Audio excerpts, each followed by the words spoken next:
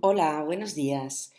Bueno, pues aquí estamos otra vez, esta vez para hablar de lo que más me gusta, medicina felina y medicina nuclear, todo junto. Muchísimas gracias a todos los que me estáis escuchando y por supuesto a Improve International por haber confiado en mí para este nuevo web seminar. Bueno, pues vamos a hacer una pequeña introducción del hipertiroidismo. Está producido por el aumento de las hormonas tiroideas, pero ¿por qué se produce el hipertiroidismo en gatos?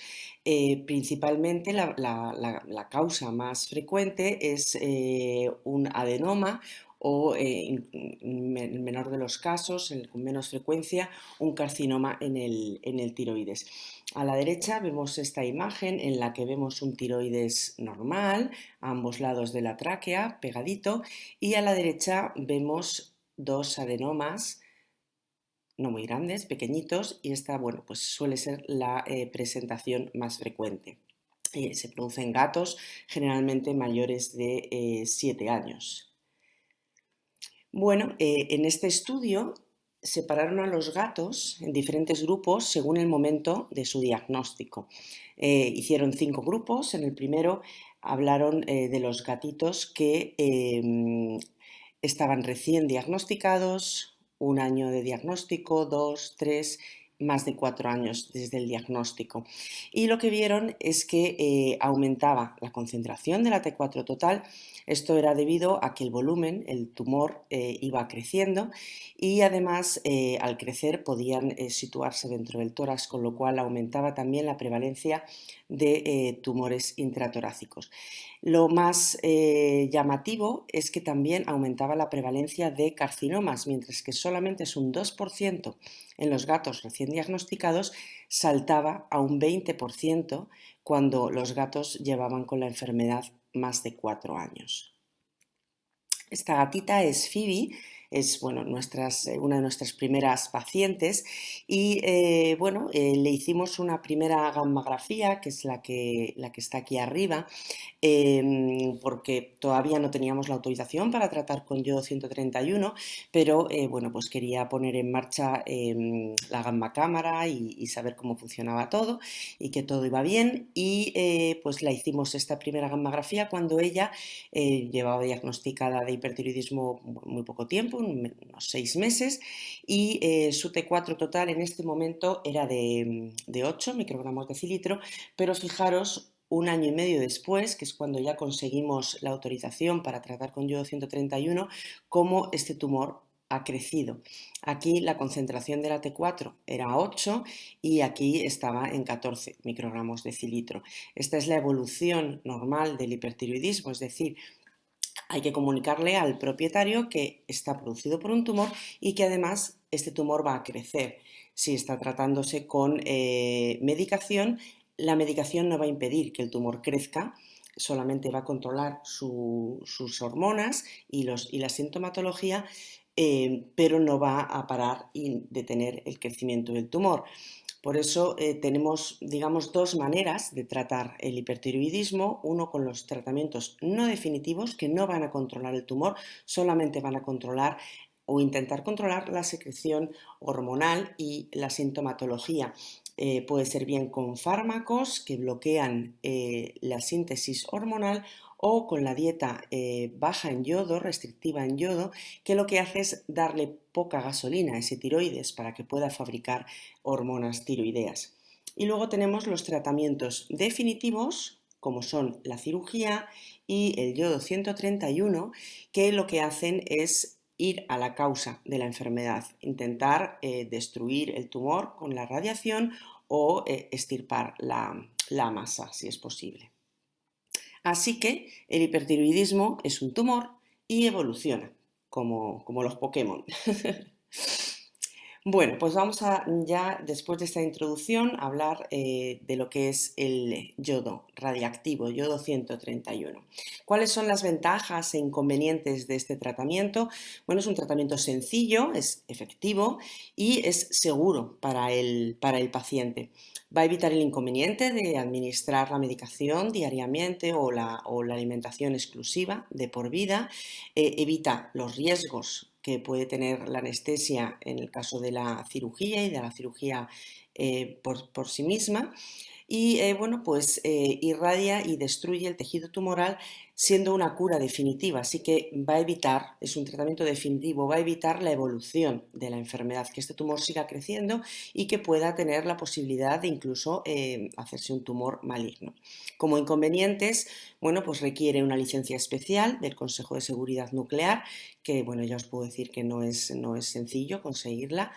Después de la inyección con yodo 131, el gatito se tiene que quedar con nosotros por un periodo de 3-5 días en los casos de adenomas y en los casos de carcinoma de 2 semanas, dependiendo de la dosis que administremos. Y una vez que se vaya a casa, hay que informar a los propietarios de una serie de precauciones para proteger y disminuir la exposición a la radiación. ¿Cómo funciona? Bueno, pues lo que hacemos aquí es engañar al tiroides. El tiroides lo que hace principalmente es captar yodo, que viene de la dieta, y transformar con ese yodo, fabricar las hormonas tiroideas en este ciclo, ¿no?, que tenemos aquí abajo.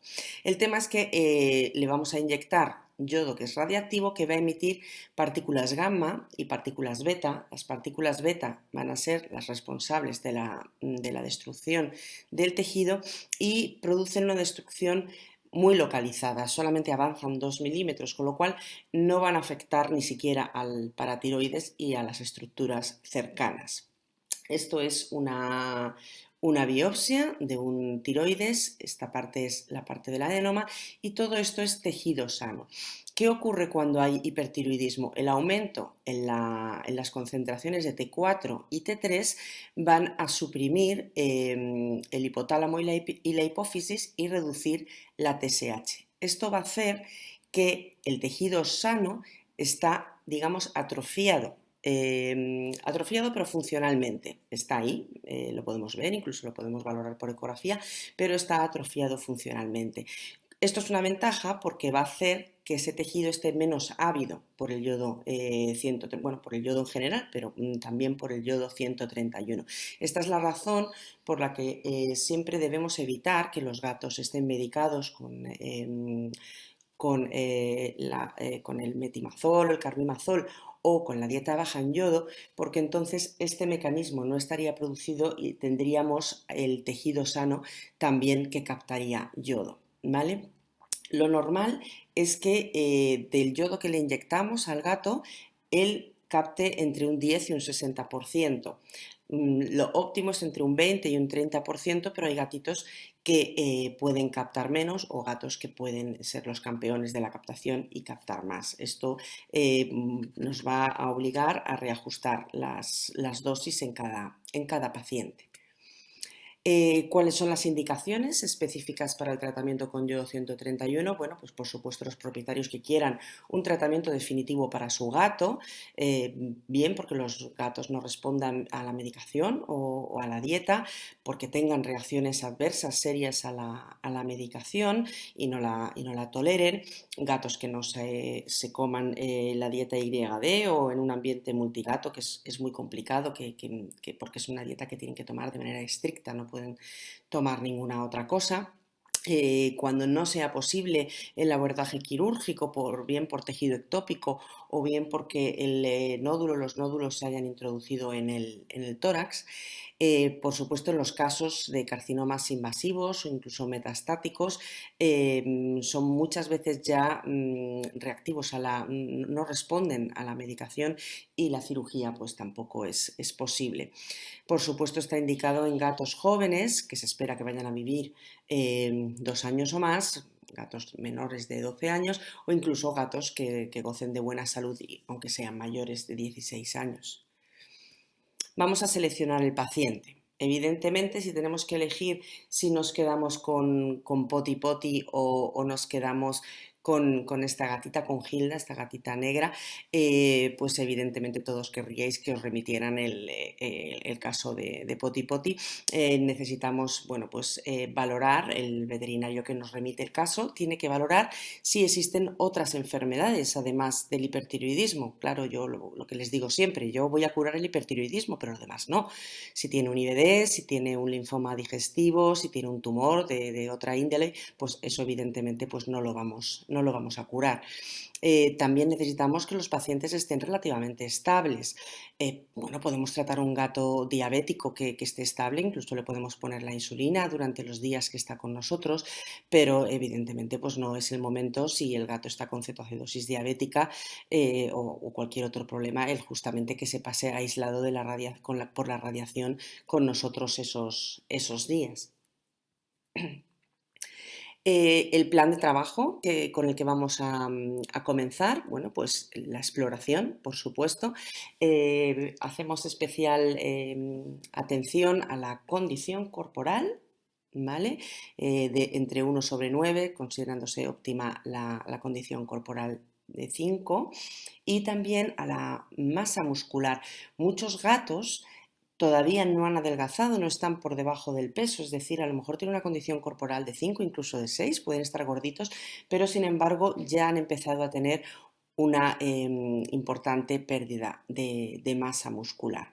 Vamos a palpar la zona del tiroides, aquí vemos las dos técnicas, la técnica Norworthy, girando la cabecita del gato hacia un lado, palpando el lado contralateral con una sola mano, y la técnica clásica con los dos dedos sin girar la cabecita.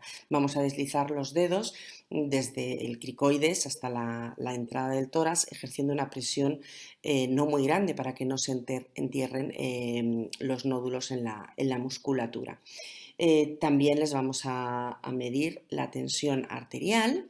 Antes y después del tratamiento estamos realizando actualmente un estudio de gatos hipertiroideos y la tensión arterial. Bueno, todavía no está acabado, queremos tener un montón de gatos. Y bueno, pues la incidencia de la hipertensión en el hipertiroidismo pues está descrita entre el 20 y 25%, eso más o menos pues estamos viendo datos parecidos, un 15 y un 20% en nuestros casos. Y luego también hay unos estudios que hablan que después de corregir el hipertiroidismo hay gatos que no eran hipertensos y que desarrollan hipertensión, y esta es la importancia de medir la tensión arterial después del tratamiento. Bueno, pues en este caso nosotros en nuestro estudio no estamos viendo eso. En la mayoría de los gatos la hipertensión mejora y solamente un 5% de los gatos que no tenían hipertensión desarrollan hipertensión después, no tanto como un 20 o un 25%. Esto realmente es bastante más lógico. Bueno, pues aquí vamos a ver un pequeño vídeo en el que palpamos un nódulo chiquitín. En la técnica Norworthy a mí me gusta más para nódulos pequeñitos. Veis ahí como plip, salta el pequeño nódulo. Y en este otro vídeo con la técnica clásica, con los dos dedos. Y bueno, pues esta técnica pues es más fácil para cuando hay masas más grandes. De todas maneras os recomiendo que realicéis las dos técnicas en todos los pacientes. En cuanto a pruebas complementarias, cuando hacemos radiografía de tórax y ecocardiografía, bueno, pues el hipertiroidismo puede producir alteraciones cardiomiopatía hipertrófica, no primaria, sino secundaria. Lo que es con la ecografía, teóricamente no se puede distinguir cuando vemos esta cardiomiopatía hipertrófica, si es primaria o secundaria, pero normalmente cuando es producida por el hipertiroidismo no suele tener tantas complicaciones, no suele tener sintomatología y los pacientes están más estables. Además, pues una vez resuelto el hipertiroidismo, aunque bueno, suelen tardar a lo mejor 6 meses o un año, esta ecografía, esta imagen de la ecografía puede mejorar. Como vemos en estas ecografías cedidas por el servicio de Alejandro Casasus, en la que, bueno, una gatita que tratamos tratamos, Daisy. A la izquierda vemos las ecografías antes del tratamiento. Fijaros el pedazo de aurícula izquierda que tiene esta gatita. Y esta es la ecocardio un año después del tratamiento y bueno, pues fijaros cómo ha normalizado la aurícula izquierda y la musculatura cardíaca también ha mejorado bastante. ¿Vale? Normalmente nosotros no obligamos que haya una ecocardio antes de tratar un gato con yodo 131, pero sí lo recomendamos, bueno, pues cuando se ausculta un soplo, una arritmia, un ritmo de galope, o en los casos en los que el hipertiroidismo lleva más de un año y puede haber afectado al corazón. ¿Cuándo hacer una radiografía de tórax? Bueno, pues nosotros se las hacemos a todos los gatitos y en algunas ocasiones pues nos podemos encontrar sorpresas como fue en esta gatita Luna que ya estaba para tratar, pues nos encontramos con este nódulo en el tórax que no era tiroides. Y bueno, pues no la tratamos porque posiblemente fuera un tumor. Se le hizo posteriormente un TAC y estaban afectados los ganglios. Posiblemente fuera un tumor pulmonar. Ecografía abdominal, ¿cuándo? Pues principalmente cuando el gatito no coma muy bien, tenga apetito caprichoso, haya signos digestivos, porque, a ver, puede existir el hipertiroidismo apático, de hecho, pues está descrito, pero la mayoría de las veces, más que un hipertiroidismo apático, lo que ocurre es que hay otra enfermedad concomitante, es decir, el gato es hipertiroideo, pero además tiene otra enfermedad y, bueno, pues la reina de esta enfermedad, que además tiene una sintomatología bastante parecida al hipertiroidismo por el adelgazamiento y en algunos casos hasta polifagia, es el IBD o el linfoma intestinal, ¿no? Vemos en esta ecografía estos ganglios abdominales, este digestivo aumentado con un aumento de la ratio de la muscular submucosa. Por supuesto, pues análisis de sangre, análisis de orina y un panel hormonal nosotros realizamos T4, T3 y TSH. Ya lo realizamos sin medicación para hacernos una idea y valorar a ese gato con su estatus hipertiroideo. La ecografía tiroidea puede resultar bastante útil, sobre todo si todavía pues, no os sentís con la confianza para palpar los nódulos pequeñitos en el tiroides. Pues bueno, pues yo os aconsejo que empezáis a hacer ecografías, si no las hacéis vosotros, si viene un ecografista, pues hacerle la ecografía de abdomen y decirle, oye, pues échale un vistazo al tiroides, ¿vale? La ecografía se basa en marcas anatómicas y para saber dónde estamos, en qué localización, nos ponemos de manera transversal en la zona del cuello del gato. Esto es la tráquea, que veis que hace la sombra por el aire. Estos dos circulitos, si queréis confirmarlo, le podéis poner Doppler, pero bueno, son las carótidas. Y entre medias es donde vamos a valorar el tejido tiroideo, en este caso con un nódulo. Suele ser isoecogénico, un poquito hiperecogénico respecto al tejido de alrededor y tiene una pequeña cápsula normalmente hiperecogénica. Podéis valorar en corte también longitudinal, como es en este otro caso, y en el que vemos que además pues, tiene zonas quísticas. Que veamos esto, pues no nos tiene tampoco que asustar mucho. Es decir, ver esto y decir, uy, este gato tiene un carcinoma. No tiene por qué. La citología es de utilidad, bueno, pues si queréis la podéis hacer. No le va a pasar nada al gato. No os asustéis por tocar el tiroides, por hacer una citología. Pero el tema es la información que nos va a dar, ¿no? No nos va a diferenciar si es un carcinoma o es un adenoma y bueno, pues realmente esa sería a lo mejor la indicación por la que la querríamos. Esta es una citología del líquido de estos quistes en el tiroides. Eran quistes productores y la T4 en el líquido también estaba aumentada y estos gránulos son los gránulos de tiroxina que, bueno, pues los podemos ver y cuando los vemos pues son muy bonitos, pero realmente tampoco nos da mucha más información que la que ya sabemos que eso es el tiroides y que el gato es hipertiroideo. vamos a hablaros de la gammagrafía tiroidea. Es una prueba de diagnóstico por imagen que utiliza medicina nuclear. Vamos a inyectar al gato un isótopo radiactivo, en este caso pertecnetato, y la ventaja de esta prueba es que nos va a dar información anatómica, pero también nos va a dar información funcional. El pertecnetato va a ser captado por el tiroides y, digamos, lo va a iluminar, lo va a hacer brillar. Y va a brillar más fuerte cuanto más activo esté ese tejido, más hiperfuncional. Tenemos que retirar tanto el metimazol como la dieta YD antes, sobre todo en los casos en los que queremos la gammagrafía como confirmación del diagnóstico, en casos de hipertiroidismo oculto. En casos en los que el gato es muy hipertiroideo, pues realmente esto tampoco sería tan necesario. Y esto es así porque el metimazol y el YD no suprime, o sea, hace que el tejido hiperactivo no suprima el tejido normal y va a captar tanto en el tejido normal como en el tejido hiperfuncional y nos puede dar un falso positivo. En casos, ya os digo, de hipertiroidismo temprano, en casos en los que ya tenemos unos nódulos grandes hiperactivos, esto puede no ser tan necesario y no habría problema por hacer la gammagrafía con el gato en tratamiento. Administramos el tecnecio, nosotros utilizamos la vena safena medial en las extremidades posteriores para que luego no nos aparezca en la imagen. Con una palomilla pues podemos sacar muestra de sangre. Si no es necesario, como es en este gatito, pues no lo hemos sacado, pero bueno, le inyectamos el tecnecio y luego un poco de suero para lavar la palomilla. Una hora después vamos a adquirir imágenes laterales y ventrales del paciente. Lo que hay debajo esto es la gamma cámara y va a tomar, la gamma cámara es un detector. El gato es el que tiene la radiación. Nosotros podemos estar con el gato, no es necesario sedarle porque nosotros podemos estar sujetándole. También, bueno, hemos hecho el vídeo con el gato más bueno de España. Claro, no vamos a coger a un gato que no colabore para hacer un vídeo.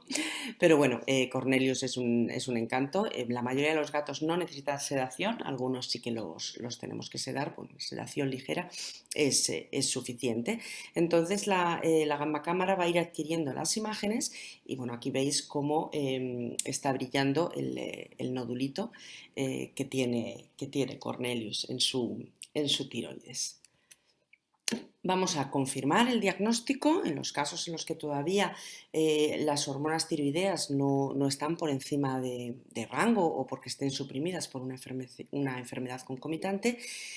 Vamos a poder definir el patrón de la gammagrafía, unilateral, bilateral, multifocal, si hay tejido ectópico, metástasis. Y nosotros, bueno, pues también lo utilizamos para calcular la dosis de yodo 131. Lo que hacemos es que medimos el volumen y, digamos, la intensidad con la que el tiroides capta el tecnecio. También vamos a descartar y valorar si el gato padece una sospecha de carcinoma tiroideo. El acrónimo del inglés es SINRAT, ahora os explicaré qué es esto. Y bueno, pues también realizamos a los 6 meses para confirmar que hemos tenido éxito con el tratamiento con yodo 131, es decir, que hemos irradiado todo el tejido hiperfuncional y que nos queda tejido sano. Evidentemente, bueno, pues puede tratarse con yodo 131 sin hacer gammografía previa.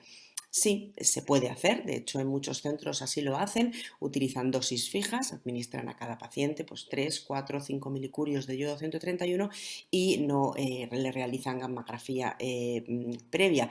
Para nosotros el realizar la gammografía es bueno, pues la definición de hacer una buena medicina, ¿no? Es igual que bueno, pues haríais un TAC antes de una amputación en un gato con un osteosarcoma, ¿no? Pues sería un poco una comparación algo similar.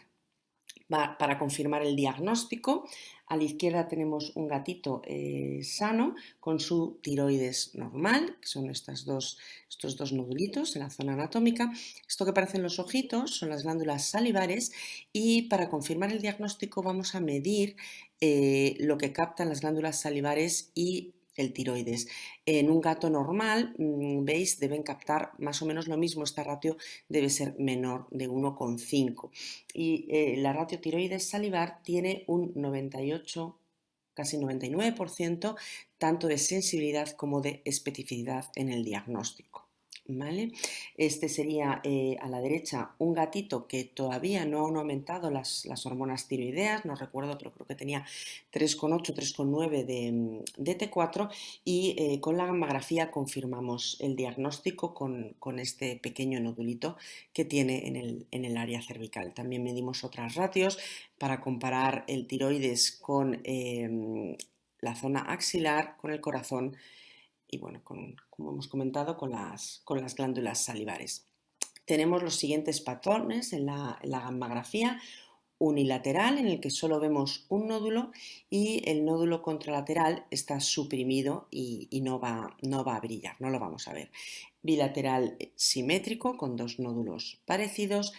Bilateral asimétricos, en estos dos casos, si os fijáis, tiene un nódulo, pero el otro tiroides no está suprimido. Esto se considera bilateral. Importante en el caso que a lo mejor estemos valorando este gatito para cirugía, habría que extirparle los dos lóbulos tiroideos. En este caso, si valoramos el caso para cirugía, pues ya está introduciéndose este nódulo dentro del tórax, con lo cual su acceso sería complicado.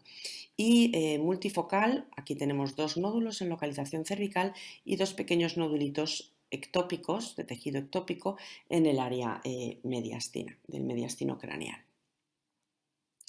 Con este montaje realmente pues podría explicar todo, ¿no? Todo el hipertiroidismo. Es un montaje respecto al volumen, el tamaño del nódulo o los nódulos en el tiroides. Y como veis, pues hay una relación entre el tamaño y las hormonas tiroideas. Ya lo describieron Boretti y colaboradores. Entonces, este nódulo, según va a ir creciendo, van a aumentar la secreción hormonal.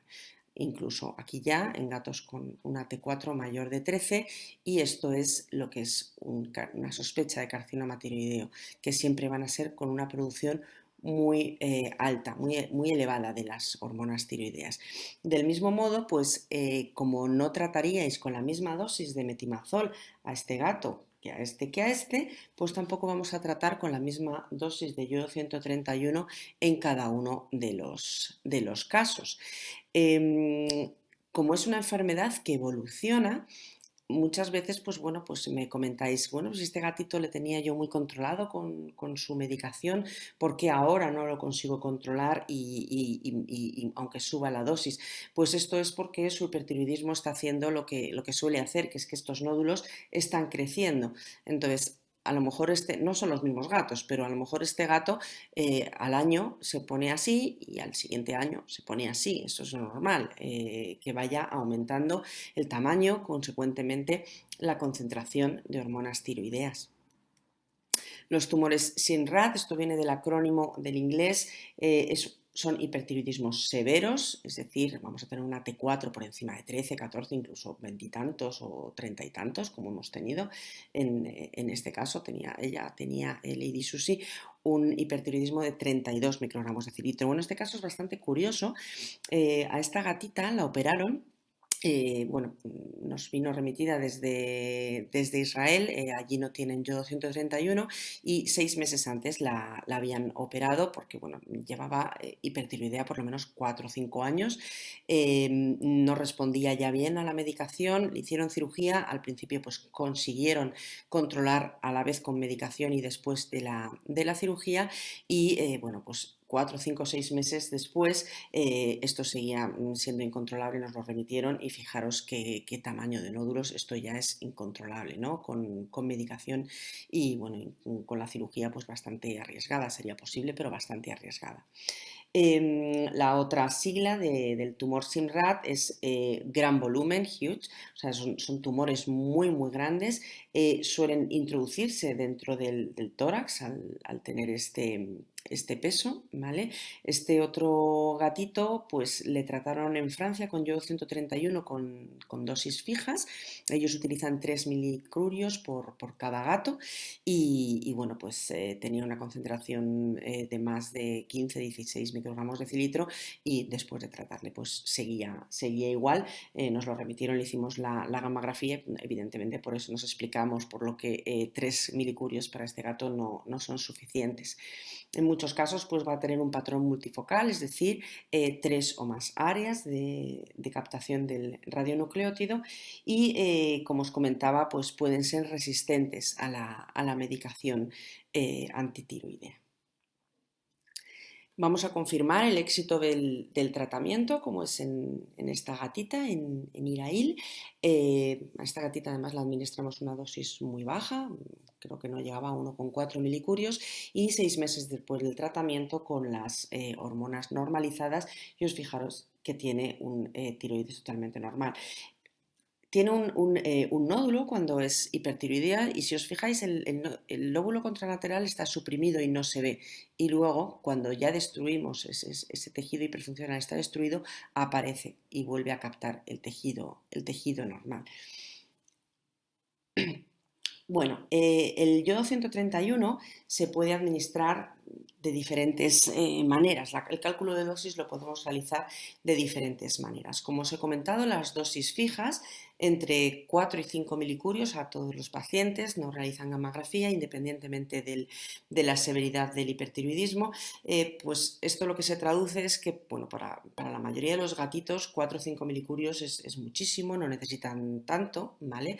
Con lo cual se va a irradiar y destruir también el tejido sano, lo que va a producir una frecuencia de hipotiroidismo iatrogénico muy elevada.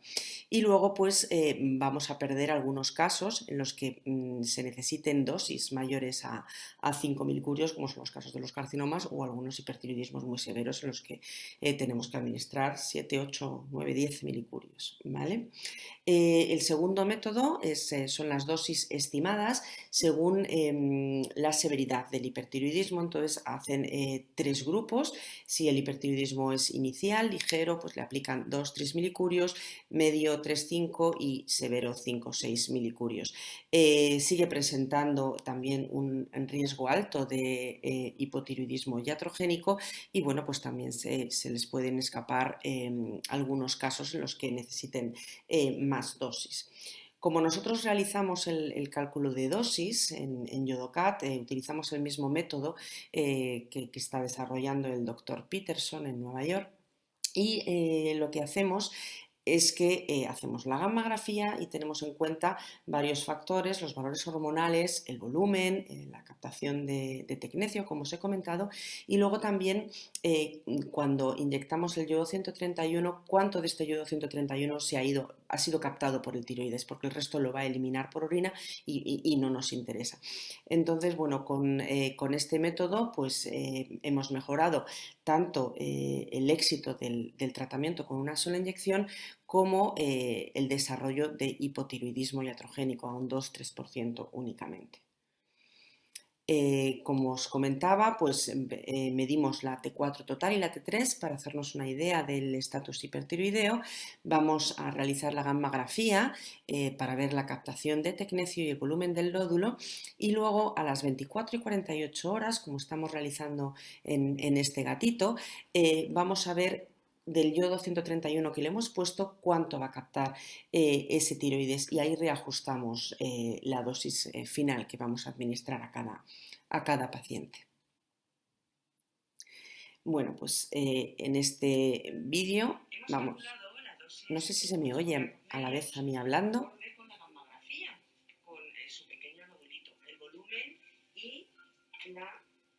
Es el mismo gato.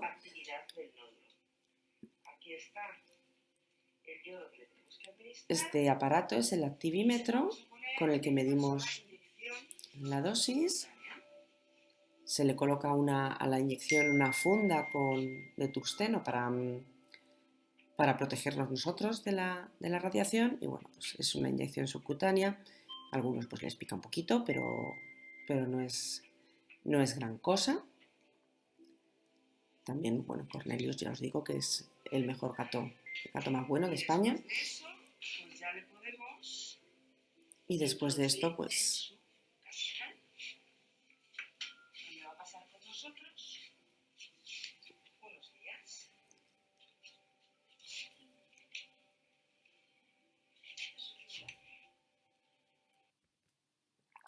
Todos los días realizamos mediciones de radiación para saber cuándo pueden irse a casa, a 1 metro, y también para saber si su tiroides está captando el yodo que le hemos administrado, y así se puede curar. Notorious tiene una radiación muy bajita porque su tumor, que le hicimos ayer la gamografía, es un tumor muy chiquitito, tiene un hipertiroidismo inicial. Y vamos a ver en su tiroides si la dosis que le administramos ayer, dosis ultra bajas, se ha captado bien la radiación. Pues sí, Cornelius ha captado muy bien la radiación en su tiroides, con lo cual esta dosis tan bajita, de tan solo 1,4 milicurios, va a ser suficiente para curarle. bueno, pues espero que se oyera en el vídeo que estaba grabado, pero bueno, estaba enseñando cómo hacemos las mediciones a las 24 y 48 horas para saber lo que han captado cada gato de yodo 131. En este estudio compararon las dosis estándar de 4 milicurios, dosis fijas, con las dosis ultra bajas de aproximadamente 2 milicurios, porque no es que pusieran a todos los gatos 2 milicurios, ¿vale? A unos serían 1,8, otros 2,1, otros 2,3, ¿vale? Calculado con el método como os hemos explicado, que lo hizo el doctor Peterson. Pues bien, en este estudio, bueno, pues la desventaja de las dosis ultra bajas, pues que puede existir hipertiroidismo persistente. En este caso, solamente un gatito tuvo hipertiroidismo persistente de las dosis ultra bajas y ninguno con las dosis fijas, pero bueno, de todas formas no era estadísticamente muy relevante porque habían utilizado 189 gatos, o sea, 140, creo que eran 140 gatos con las dosis ultra bajas y solamente 50 con, no, mira, se lo tengo aquí abajo, 150 con las dosis ultra bajas y 39 con las dosis estándar, con lo cual el que saliera solamente un gato con hipertiroidismo persistente, pues no es estadísticamente relevante, ¿vale? En la columna azul serían las dosis ultra bajas, fijaros, casi un 80% de gatos eutiroideos frente a no llega al 40% en los casos de las dosis fijas de 4 milicurios, y bueno, pues principalmente el problema está en el hipotiroidismo, un 40% de subclínico más un 20% de clínico, y en el caso de las dosis microdosis, un 20% del hipotiroidismo subclínico frente bueno, a unos cuantos gatitos, un 2, un 3% de hipotiroidismo clínico. Bueno, luego os contaré qué es esto del hipotiroidismo clínico o subclínico. Los datos que tenemos en YodoCat son parecidos los publicaremos más adelante. Estamos esperando tener un número de gatos considerable para hacer la publicación, pero bueno, son los mismos porcentajes que el doctor Peterson. ¿Por qué nos preocupa el hipotiroidismo subclínico y el clínico? Es, bueno, pues fijaros la diferencia en la elevación de la creatinina en los gatos que tienen hipotiroidismo clínico, subclínico y eutiroidismo. Entonces nos preocupa a nivel renal. Os lo voy a comentar un poquito más adelante. En este otro trabajo ellos calcularon la dosis, lo que llaman las dosis estimadas, pues bueno, pues poniendo 2-3 milicurios en los casos de ligero, 3-4 moderado y 4-5 en casos de severo, y bueno, pues tienen una frecuencia de hipotiroidismo iatrogénico muy importante del 40% clínico y del 12,7% de subclínico, es decir, más de la mitad de los gatos desarrollaron hipotiroidismo, tanto clínico como subclínico. Después de tratarles, como habéis visto con Cornelius, pues les tienen que permanecer con nosotros 3-4 días. Es una fase de aislamiento, no es una hospitalización, es la fase en la que los gatos eliminan más radiación por heces y por orina y por eso las tenemos que recoger. De todas formas, para que os hagáis una idea, en medicina humana, todo lo que es por debajo de 30 milicurios de yodo 131 es ambulatorio, te lo tomas en una capsulita y te vas para tu casa. Y nosotros estamos poniendo una media de 2-3 milicurios a estos gatitos, es decir, la radiación es muy, muy baja. ¿Vale? Durante estos días no se permiten ni visitas ni sacarlos del centro. Están con unas cámaras web que tanto los propietarios como nosotros pueden verlos por el móvil. Entramos en la sala 2-3 veces al día pues para los cuidados, para limpiar la arenita, ponerse la comida y si es necesario pues administrar algún tratamiento crónico que esté prescrito por su veterinario.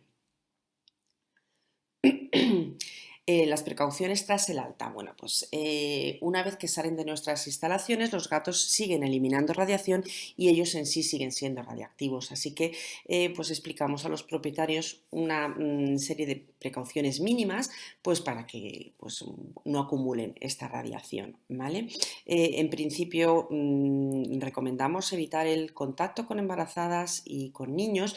Esto es porque, bueno, pues organismos en crecimiento tienen mayor sensibilidad a los efectos nocivos de la radiación.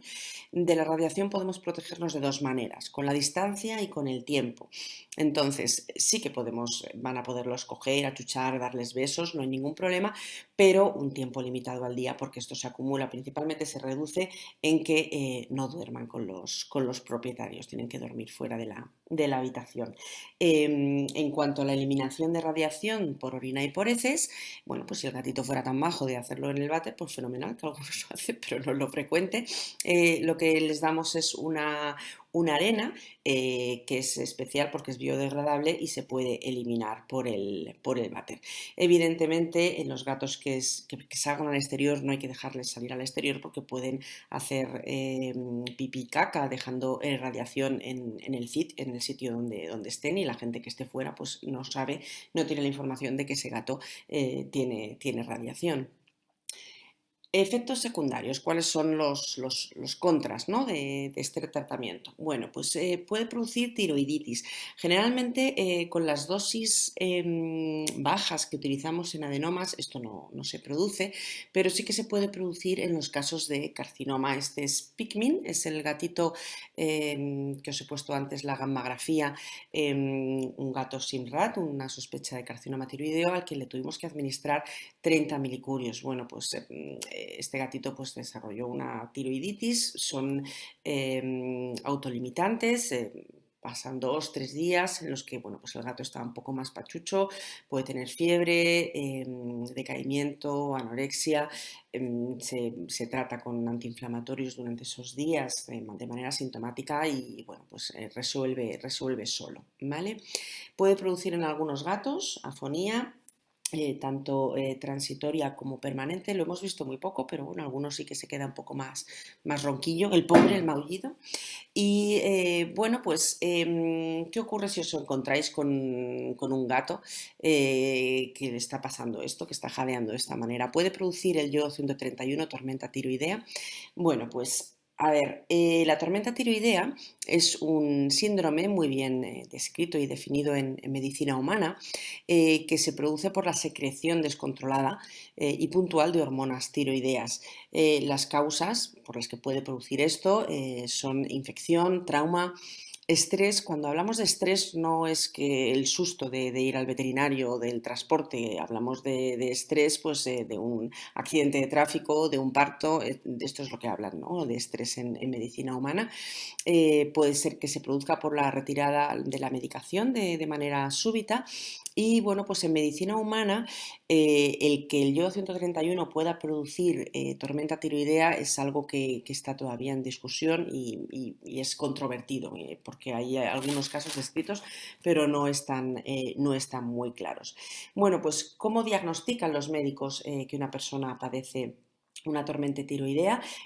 Lo hacen con un sistema de puntos de estos señores, de Buch y Wastowski, o como se pronuncie, y lo que hacen, porque es un diagnóstico clínico, es decir, aunque tú en ese momento hagas una analítica y la T4 está disparada, está en 18, en 20, no sabes si está produciendo eso o que esa persona tiene un hipertiroidismo muy severo en ese momento. Entonces, se producen efectos sobre varios sistemas, sobre el sistema termorregulador, y se produce hipertermia, fiebre. Este es un punto que es necesario para el diagnóstico de una tormenta tiroidea. Es decir, un paciente, si no tiene fiebre, ya descartan que no está teniendo una tormenta tiroidea.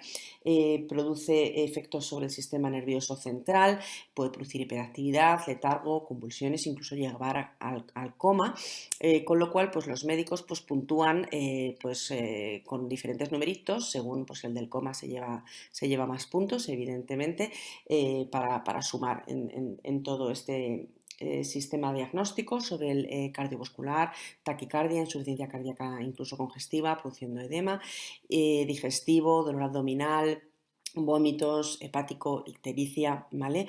Entonces, el tema es que en el gato, los casos que hay descritos no han tenido todas estas cosas y no pasarían por el diagnóstico clínico como en medicina humana, principalmente porque no han tenido fiebre o no han tenido afectación del sistema nervioso central. La mayoría de las veces lo que vamos a ver es un gato como el que os he puesto antes, con una taquipnea por el estrés, esos ojos desorbitados, el corazón se les pone a 1000 por hora, y eso realmente no lo podemos definir como una tormenta tiroidea. Como mucho podríamos decir, bueno, pues es una crisis tiroidea y bueno, pues hay que tratar a este animal. Principalmente, pues lo que yo os recomiendo es que si veis algo así, lo que primero que hagáis es sedarle para que esté tranquilo, se normalicen la frecuencia cardíaca, la frecuencia respiratoria, ¿vale?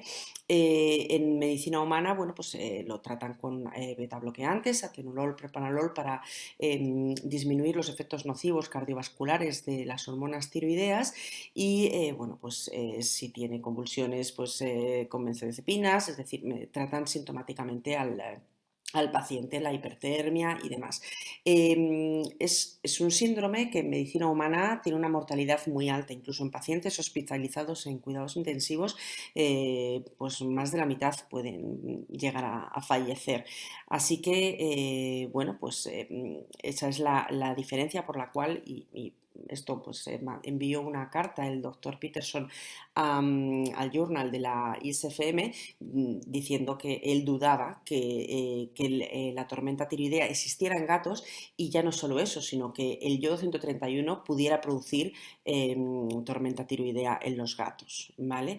Así que bueno, pues esto surgió porque en las guías de la SFM del hipertiroidismo hablaban de la tormenta tiroidea y dijeron que el yodo 131 era una posible causa, con lo cual, pues bueno, esto puso al doctor Peterson en marcha y bueno, pues con su gran cantidad de miles de casos que ha tratado, en los cuales no ha visto una sola tormenta tiroidea descrita como está en medicina humana. Lo que sí que ha visto, como he visto yo, son pacientes pues como este paciente, y esto se produjo antes de tratar con yodo 131, incluso antes de hacer una gammagrafía. Así fue como llegó el paciente por el estrés. Se produce una liberación de catecolaminas. Lo que son los gatos hipertiroideos son muy sensibles a las situaciones estresantes. Entonces, bueno, pues taquipnea, taquicardia, por esta liberación de catecolaminas. En principio, en estos casos, pues le dimos atenolol y le sedamos. Y bueno, pues posteriormente, pues el gato se quedó tranquilo y pudimos tratarle con yodo 131. Otro posible efecto secundario, más que efectos secundarios, consecuencia del tratamiento con yodo 131, podría ser el hipotiroidismo iatrogénico, es decir, que se destruya también el tejido sano, no solamente el tejido hiperfuncional. El hipotiroidismo iatrogénico es posible con todos los tipos de tratamiento. Es un poco más difícil con la dieta y bueno, principalmente es porque la dieta es menos efectiva para controlar el hipertiroidismo. Como os comentaba antes, existe el hipotiroidismo clínico y subclínico. El clínico es en el que vamos a encontrar una disminución en la T4 total y un aumento en la TSH, ¿vale? Y el hipotiroidismo subclínico, como está definido en medicina humana, vamos a encontrarnos con una T4 normal, normalmente normal baja de 1, 1,5 y una TSH alta, ¿vale? ¿Qué síntomas tienen los gatos con hipotiroidismo iatrogénico? Pues bien, normalmente son muy leves, ¿vale? Son muy leves, un poco de letargia, a lo mejor disminución del apetito, a diferencia que con el perro hipotiroideo, el que tiene aumento de apetito, el gato hipotiroideo puede tener disminución del apetito. Pueden tener seborrea, mal pelaje, alopecia en algunas zonas. En cuanto a alteraciones analíticas, podemos ver anemia no regenerativa o el colesterol alto. Y bueno, los síntomas yo os digo que son muy sutiles, muy leves y raramente tenemos las alteraciones en la analítica de sangre, con lo cual, ¿por qué nos preocupa tanto? ¿Por qué queremos evitar el hipotiroidismo iatrogénico? Pues bien, porque si juntamos hipotiroidismo iatrogénico con el tratamiento del hipertiroidismo y en un gato que pueda tener enfermedad renal crónica, vamos a bajar la tasa de filtración glomerular de una manera drástica. Y es por eso por lo que lo queremos evitar al máximo posible. Bueno, como os comentaba, es difícil el diagnosticarlo porque se solapa con lo que esperamos en cómo reaccione un gato cuando le hemos tratado su hipertiroidismo, es decir, va a tener menos apetito porque ya no está desbocado con la polifagia, va a coger peso, bueno, y muchas veces, pues ya os digo que la anemia y la hipercolesterolemia no van a estar presentes, ¿vale? Algunos gatos pueden desarrollar hipotiroidismo transitorio con el yodo 131 y luego volver a la normalidad. Esto es porque desde que se destruye el tejido hiperfuncional hasta que el tejido sano, estaba ahí el hombre ahí atrofiado y sin funcionar, vuelve otra vez a fabricar hormonas, pues puede pasar un pequeño periodo de tiempo. Esta gatita es Daisy, es la gatita de la ecocardio, fijaros, antes del tratamiento y después del tratamiento. En este estudio, el doctor Peterson lo que quiso comprobar es qué prueba analítica era la mejor para diagnosticar el hipotiroidismo iatrogénico. Entonces, tomó un grupo de gatos que lo dividió en 3, tratados con yodo 131, los que con la gammagrafía se demostraba que eran eutiroideos, los que eran hipotiroideos en la gammagrafía, ¿vale? Y los que, perdón, no eran 3 grupos tratados. Estos dos sí que eran tratados, los que eran eutiroideos e hipotiroideos en la gammagrafía. Cogió un grupo control de gatos con enfermedad renal crónica, ¿vale? Para ver cómo afectaba el síndrome del eutiroideo enfermo y un grupito de gatos normales, ¿vale? Entonces, con la T4 total, si veis, tanto en el grupo de hipotiroidismo como en el grupo de enfermedad renal crónica, podemos encontrarnos gatos con la T4 baja, normal baja en el caso de la T4 libre, pero si nos vamos a la TSH, solamente se nos dispara en el caso del hipotiroidismo. En el caso de los gatos con enfermedad renal crónica no va a aumentar la TSH y así podemos diferenciar cuando un gato tiene hipotiroidismo iatrogénico o cuando además tiene una enfermedad concomitante por la elevación en la TSH. Cuando producimos hipotiroidismo iatrogénico con el tratamiento farmacológico, nuestro objetivo debe ser que la T4 esté por encima de 1,5, en la mitad del rango de referencia, entre 1,5 y 2,5, ¿vale? Con lo cual vamos a hacer mediciones de la T4 total y cuando está por debajo de 1,5 pues bajamos la dosis y repetimos la analítica aproximadamente en un mes. Eh, Actualmente, como se está recomendando el empezar siempre, independientemente de la T4 total, de la concentración de T4 total que tenga el gato, empezar siempre con unas dosis muy bajas, menor a la que recomiendan en el prospecto del metimazol, y recomiendan 1,25 miligramos por gato cada 12 horas. Hacer la analítica en 3 semanas, no a las 2, sino a las 3 semanas, porque hay gatos que el metimazol tarda más tiempo en hacer efecto, y ya entonces, si todavía tenemos la T4 alta, ir aumentando la concentración. Siempre es más fácil ir aumentando que luego tener que disminuir las dosis. En el caso del yodo 131, bueno, pues como os comentaba, hipotiroidismo clínico, que tenemos bajas las hormonas y alta la TSH. En estos casos, cuando esto se produce, siempre se recomienda suplementar con hormonas tiroideas. En el caso del subclínico, es decir, tenemos una T4, T3 y T4 libre normales, pero tenemos una elevación de la TSH. En estos casos miramos al riñón, porque es lo que realmente nos importa. Si hay azotemia, es decir, si la creatinina ha aumentado por encima de 2, 2 y pico, sí que vamos a recomendar suplementar suplementar con levotiroxina para ayudar a esos riñones, para que esa caída en la tasa de filtración glomerular no sea tan severa. Sin embargo, si la función renal se mantiene y no hay esa elevación no esperada de la creatinina, no es necesario suplementar a estos gatitos. En cuanto a la enfermedad renal oculta, esto tampoco lo podemos considerar un efecto secundario del yodo 131, pero bueno, sí que en la prevaloración del paciente. Es decir, hay una incidencia muy alta de enfermedad renal en los gatos por encima de 7 años, y también del hipertiroidismo, con lo cual pues es normal, es esperable que se junten las dos enfermedades. El tema es que el hipertiroidismo va a producir un aumento en la tasa de filtración glomerular aproximadamente de un 25%, y esto va a hacer que disminuyan tanto la creatinina como la SDMA, y además va a producir una disminución de la masa muscular del paciente, lo que nos va a hacer que la creatinina esté más baja de lo que realmente está. Así que podemos valorar, para hacernos una idea del estado de los riñones en un gato, podemos ver la urea. En el caso de los gatos hipertiroideos, la urea, bueno, pues puede disminuir por el aumento en la tasa de filtración glomerular, pero también aumenta, y generalmente suele estar elevada, por el aumento en el catabolismo proteico, con lo cual la verdad que la urea no nos ayuda mucho, ¿vale?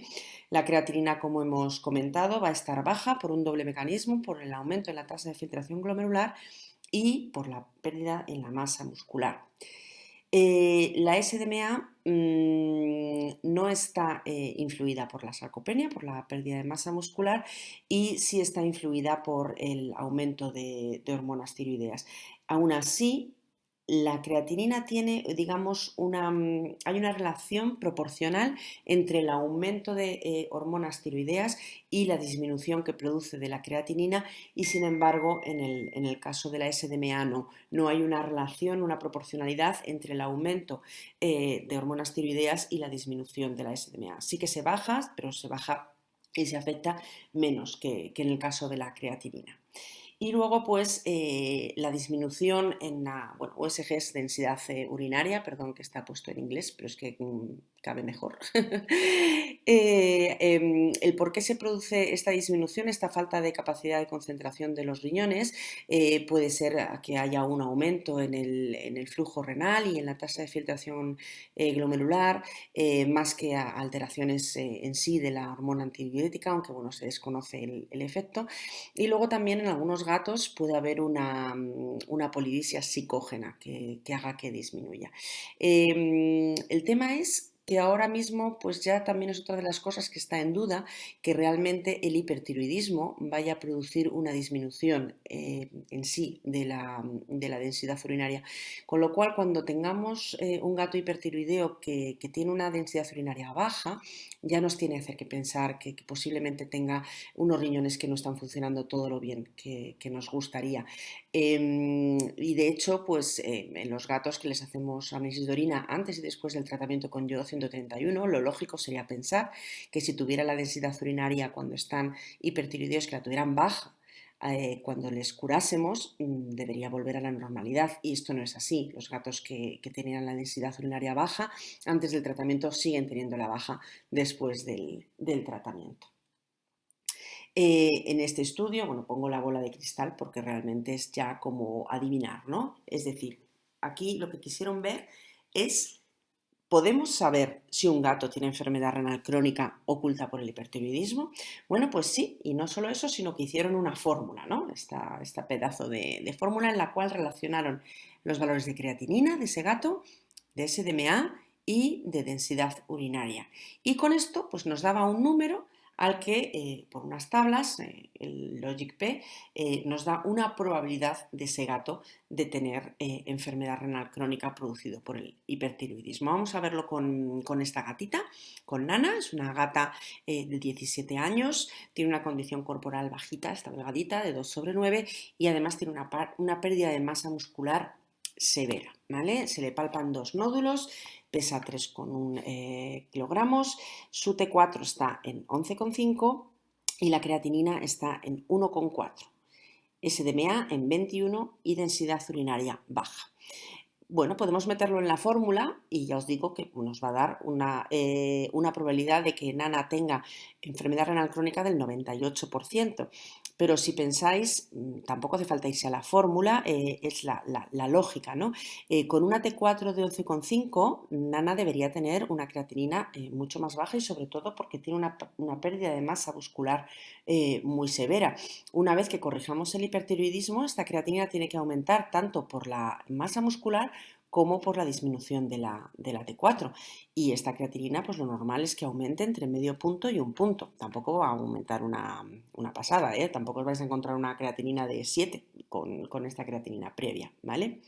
Además, bueno, pues el SDMA, sabéis que es un factor que nos avisa de una manera más temprana de la enfermedad renal oculta en los gatos, y además esta gatita, al ser hipertiroidea, debería tener una SDMA no solo dentro del rango, sino en el rango en la parte media inferior, ¿vale? Por ese aumento de tasa de filtración glomerular que produce el hipertiroidismo. Y luego, bueno, pues una densidad urinaria baja. Pues bien, después de tratar a Nana, esta es Nana antes del tratamiento, después del tratamiento, fijaros que ella se encuentra muchísimo mejor, ¿vale? Esta es su gammografía con sus 2 nódulos y la gammografía posterior al tratamiento con el hipertiroidismo corregido. Bien, Nana pasa a tener una condición corporal de 4/9, la pérdida de masa muscular pasa a ser de severa a ligera, es decir, todavía tiene una pequeña pérdida de masa muscular, pero ha recuperado mucho. Fijaros, ha ganado 600 gramos.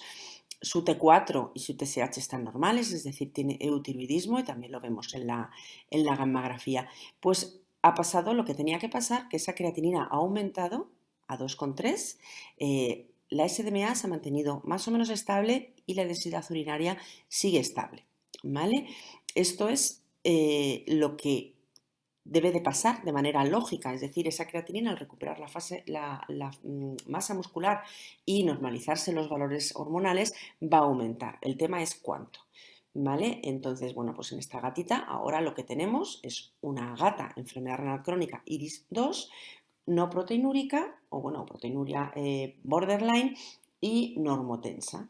Entonces, en este caso, pues ya pasaríamos a pensar, pues si introducimos dieta, si hacemos más cosas, pero ya pasaría a ser controlado la enfermedad renal. El problema es que el hipertiroidismo, aunque digamos, bueno, qué fenomenal, si me tiene la creatinina y todo más bajito, estos riñones están funcionando mejor por ese aumento del flujo a los riñones, es que el hipertiroidismo produce que aumente la progresión de la enfermedad renal crónica. Es como si enchufamos con una manguera algo, pues se van rompiendo pequeños capilares, ¿no?, en el riñón y los riñones se afectan, con lo cual el hipertiroidismo siempre hay que tratarlo para evitar esta progresión de la enfermedad renal.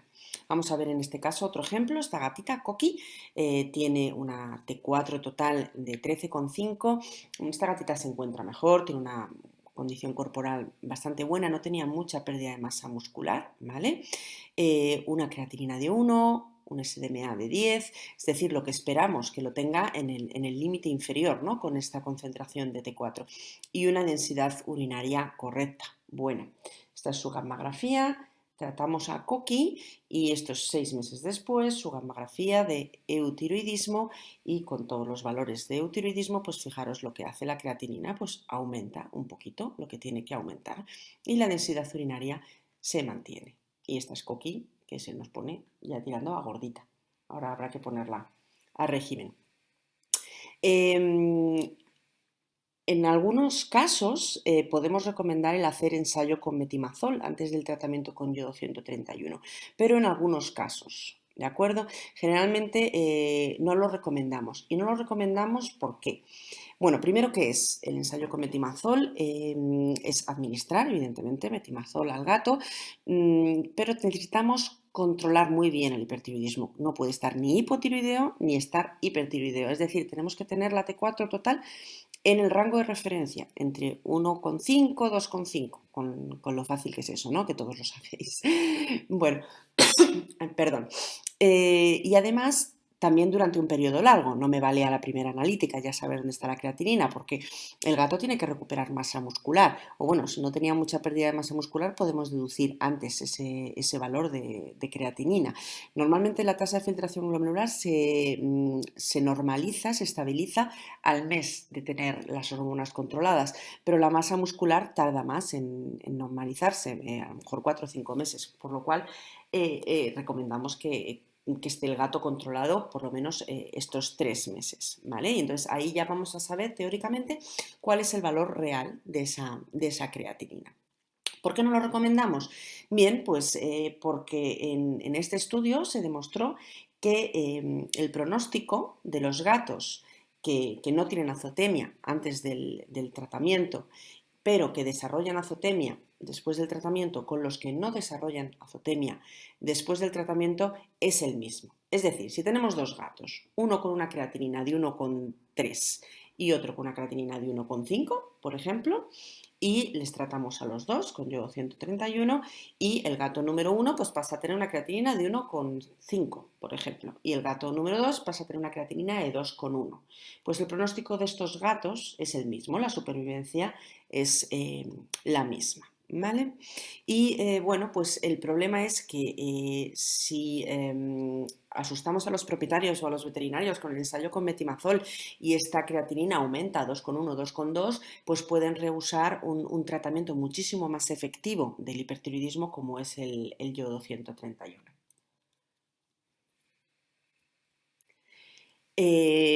Bueno, pues también como posible efecto secundario, el desarrollo de otros tumores, la carcinogénesis producida por la radiación. En estudios en medicina humana, en medicina veterinaria no tenemos estos estudios, pero en medicina humana sí, se ha visto que no hay una mayor probabilidad a producir tumores, a producir cáncer en los pacientes que han sido tratados con yodo 131. Así que en principio no hay una mayor incidencia. Bueno, pues como podéis ver en estos dos pacientes, tanto Pikmin antes y después del tratamiento con su tiroiditis, que lo pasó un poquito mal, como Tomás con su crisis hipertiroidea, que ya os digo que fue antes de tratarle. Esto fue nada más llegar a la clínica, lo que hicimos automáticamente fue sedarle y luego ya ponernos a trabajar con él. Después del tratamiento, pues a los dos les ha compensado el tratamiento con yodo 131. Están, la verdad, que estupendos. ¿Cómo realizamos el seguimiento? Pues el seguimiento lo hacemos para ver el hipotiroidismo iatrogénico, la posibilidad de que el tratamiento no sea efectivo con una sola dosis y haya que administrar una segunda dosis, y la enfermedad renal oculta que nos preocupa tanto en los gatos. Vamos a hacer analítica de sangre al mes y 3 meses después del tratamiento, una analítica completa, y a los 6 meses después del tratamiento, además, también recomendamos bueno, medición de tensión arterial, análisis de orina y la gammagrafía tiroidea. El pronóstico de los gatos tratados con yodo 131, bueno, pues por los estudios, que tenemos, perdón, que me ha sonado el teléfono, por los estudios que tenemos, no nuestros, ¿vale? El yodo 131 da una mayor esperanza de vida en los gatos frente a los gatos tratados con metimazol, que es de 2 años, y en los gatos tratados con yodo 131 más de 4 años. Esta es Gina, esta gatita, antes del tratamiento y después del tratamiento. Fijaros qué maravilla, prácticamente ha duplicado su peso. Y bueno, pues he elegido esta gata porque tiene los dibujos y podéis ver que es el mismo dibujo, que es la misma gata, ¿vale? Que no os engaño. Otra de las cosas que pueden ocurrir es, después de tratar con yodo 131, es la recaída del hipertiroidismo, es decir, que se desarrollen nuevos tumores en el tejido sano. Nuestro objetivo es que irradiar el tejido hiperfuncional, pero que el tejido sano permanezca, con lo cual ese tejido puede desarrollar nuevos tumores, produciendo también hipertiroidismo de nuevo. En estos casos suele pasar 2-3 años después del tratamiento y bueno, pues aún así es solamente un 5% de los casos. Es por esto por lo que recomendamos que después del tratamiento anualmente se les sigan haciendo a estos gatos chequeos como un panel geriátrico, como en cualquier otro gato de su edad. Bueno, pues ya hemos acabado. Este es el equipo de Yodocat. A la izquierda, Irene es nuestra auxiliar que cuida de los gatitos mientras están pasando estos días con nosotros. Yo soy la segunda, Pilar Cifra, Sara Serrano y Belén Jiménez, que son mis compañeras veterinarias. Aquí tenéis bueno, la dirección de la página web, ahí está también en la web el mail. Bueno, pues si queréis cualquier duda que tengáis, estaré encantada de poder intentar, por lo menos intentar ayudaros. Muchísimas gracias, que paséis muy buen día.